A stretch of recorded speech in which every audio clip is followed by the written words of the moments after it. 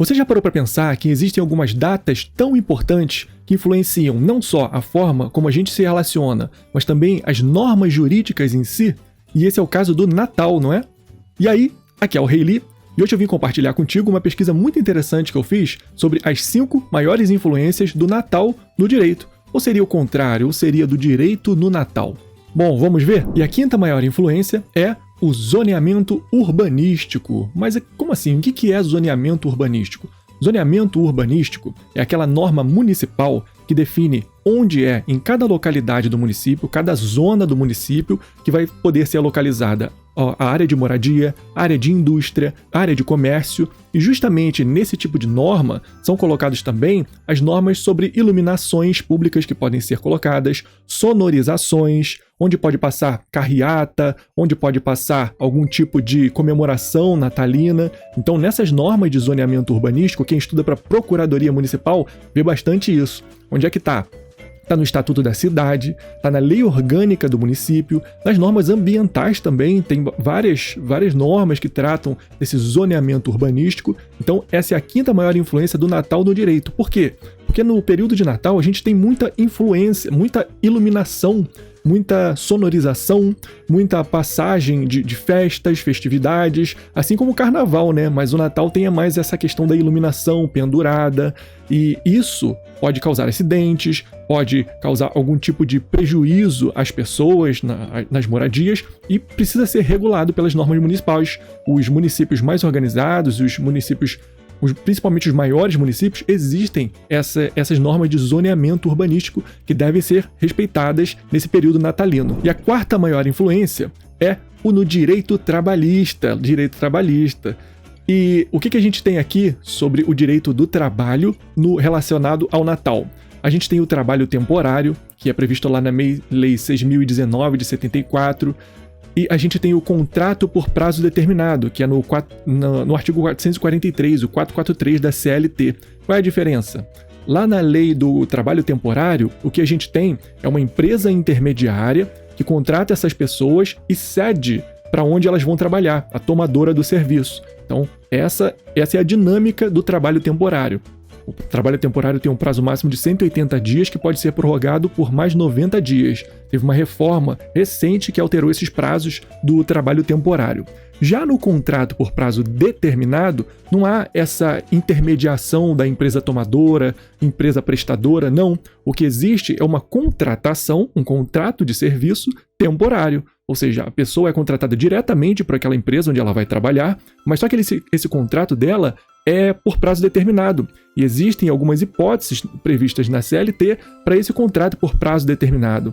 São períodos do ano em que existe mais movimento, são empresas ou sociedades empresárias que trabalham com esse tipo de movimento sazonal. Então, esses tipos excepcionais previstos na CLT permitem a contratação por prazo determinado. E o prazo desse tipo de contratação, diferente lá do trabalho temporário, que é de 180 mais 90 dias, aqui no prazo determinado é de 2 anos, é o máximo, exceto o contrato de experiência, que é por até 90 dias. Então essa é a diferença do trabalho temporário para o contrato por prazo determinado.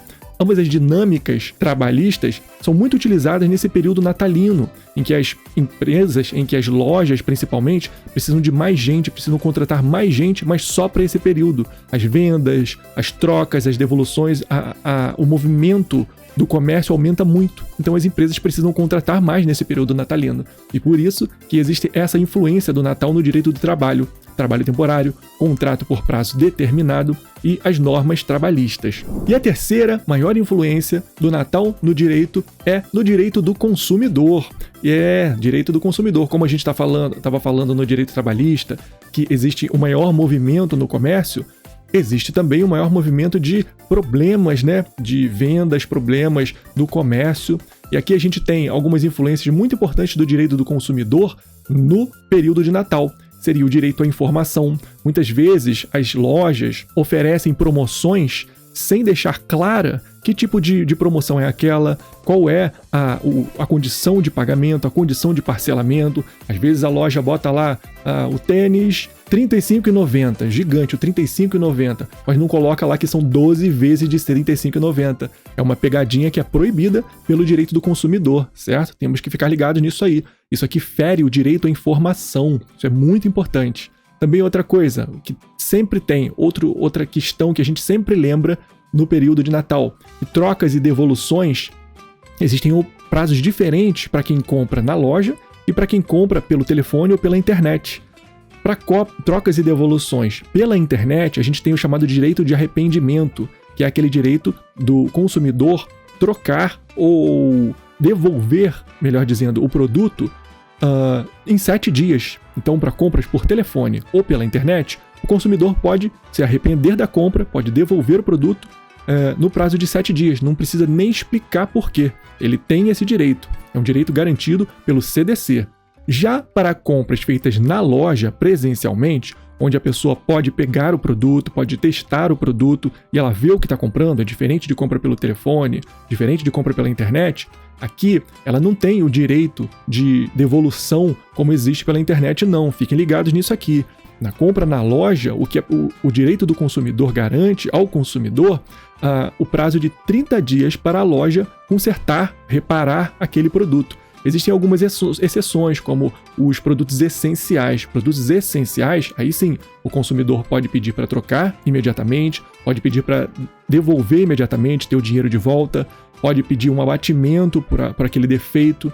Mas se não for um produto essencial, se não tiver nas exceções do CDC, a loja tem o direito de reparar aquele produto no prazo de 30 dias, ok? Também temos que ficar ligados no prazo de reclamação.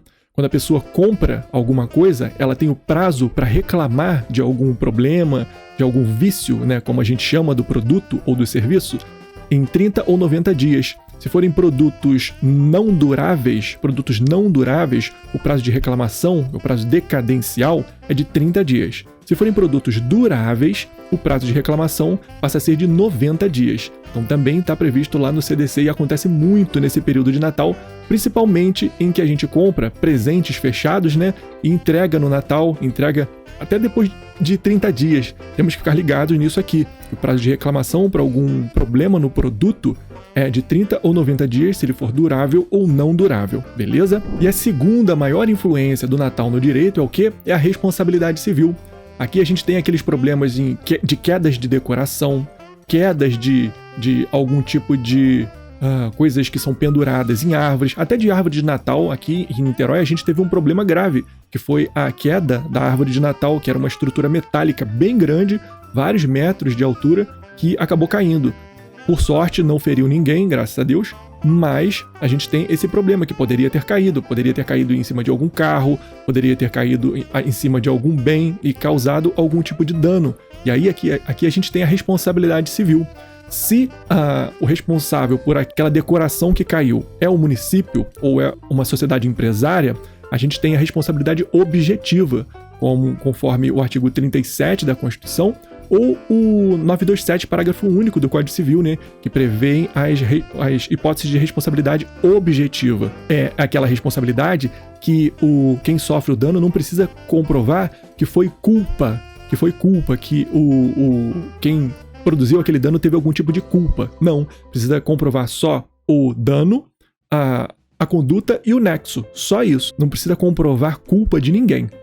E na responsabilidade subjetiva, não. Na responsabilidade subjetiva, por exemplo, responsabilidade das pessoas normais, das pessoas civis. Você pendurou algum tipo de objeto e o objeto acabou caindo, mas a responsabilidade é sua. A responsabilidade sua será subjetiva. A pessoa que sofreu o dano vai ter que comprovar que você teve algum tipo de culpa, que você pendurou aquilo mal, que você pendurou onde não deveria ter pendurado. Então, aqui a gente tem a responsabilidade subjetiva. E isso aqui acontece muito no Natal. A gente tem que ficar ligado nesse tipo de responsabilidade também e na definição de qual tipo de responsabilidade qual espécie de responsabilidade. Isso aqui cai bastante nas provas e concursos. Muito interessante, né? Se você está curtindo esse tipo de conteúdo, deixa aí o seu gostei, que só assim eu consigo saber se está sendo útil para você de alguma forma. Comenta aqui embaixo o que você está achando desse vídeo e as suas sugestões para os próximos vídeos. E a primeiríssima influência do Natal no direito, o que é? É na execução penal. Eu sei que todo mundo pensou quando clicou nesse vídeo que do indulto de Natal, o famoso indulto natalino, famigerado, né? Então, o indulto natalino. Muita gente confunde indulto natalino com saída temporária especial, o chamado saidão de Natal. Pouca gente sabe que são coisas diferentes. Indulto de Natal é uma coisa, saidão de Natal é outra coisa totalmente diferente. Quais são as diferenças? Primeiro, a gente tem que saber qual é a diferença entre graça, anistia e indulto. Qual é a diferença entre graça, anistia e indulto? Você lembra? A anistia é de competência do Congresso Nacional. Então, o Congresso Nacional, por uma lei federal, pode dar anistia a quem ele quiser, a qual tipo de crime ele quiser. É o Congresso Nacional que dá a anistia. Já a graça e o indulto são competência do Presidente da República. O Presidente da República, por decreto, pode dar graça ou indulto. E qual é a diferença entre a graça e o indulto? A graça é individual e o indulto é coletivo. A Lei de Execuções Penais, a LEP, até chama a graça de indulto individual.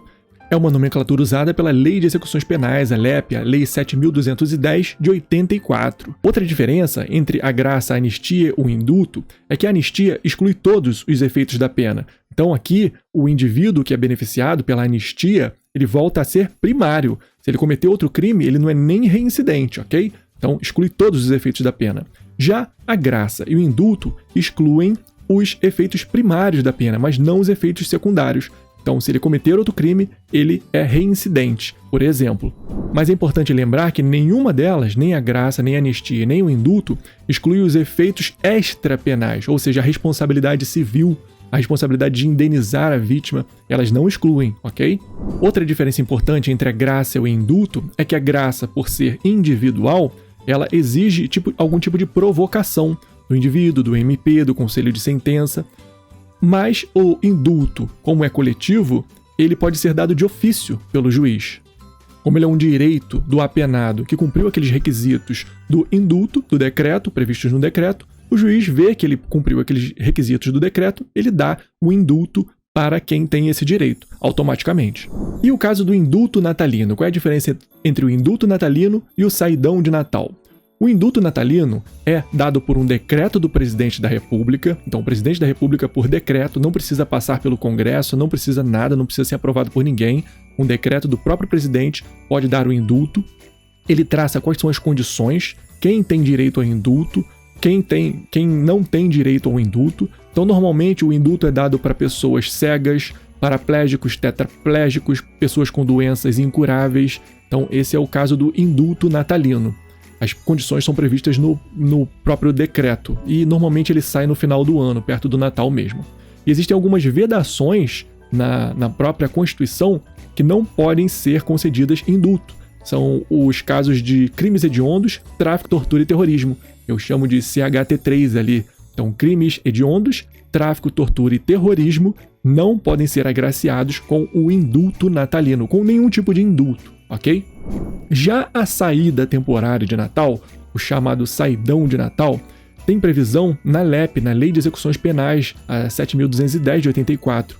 Ela é concedida pelo juiz em datas comemorativas. Então, existe a saída temporária especial de Páscoa, saída temporária especial de Dia das Mães. Existem essas saídas temporárias especiais que o juiz da Vara de Execuções Penais, a VEP, emite uma portaria e nessa portaria, baseado na Lei de Execuções Penais, ele concede essas saídas temporárias especiais a quem cumpre os requisitos, a quem tem esse direito, de acordo com a própria LEP.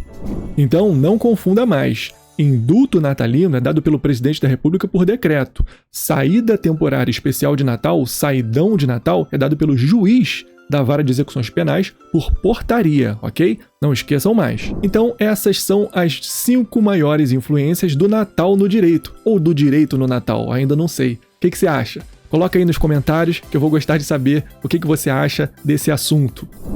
Muito legal, né? E execução penal me lembra improbidade administrativa. Em improbidade administrativa eu tenho um vídeo aqui do lado em que eu estudo com você por flashcard, memorizando a lei completa, os assuntos mais importantes e os tópicos mais importantes dessa lei. Espero você lá, hein?